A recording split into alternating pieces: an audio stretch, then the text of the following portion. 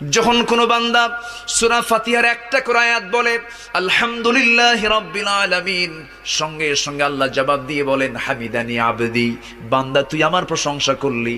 আর রহমানির রহিম যখন বলে আল্লাহ বলেন আসনা আলাইয়া আবদি।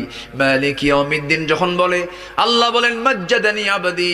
এরপরে যখন বলে ইয়াকা না'বুদু ওয়া ইয়াকা নাস্তাঈন পর্যন্ত যখন বলে আল্লাহ বলেন বান্দারে তুই আমার কাছে কি চাস, প্রাণ খুলে চারে বান্দা।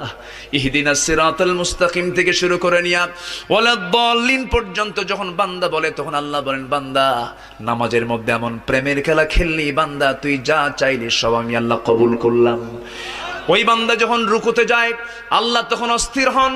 ওই বান্দা যখন সিজদায় যাওয়ার জন্য প্রস্তুতি নাই, সমস্ত ফেরেশতাকে ডাক দিয়ে বলেন ও ফেরেশতারা, এই বান্দাগুলো আমাকে দেখলো না, রাসূলকে দেখলো না, কোরআনকে দেখে হাদিসকে বিশ্বাস করে আমাকে খুশি করার জন্য তার সবচেয়ে সম্মানজনক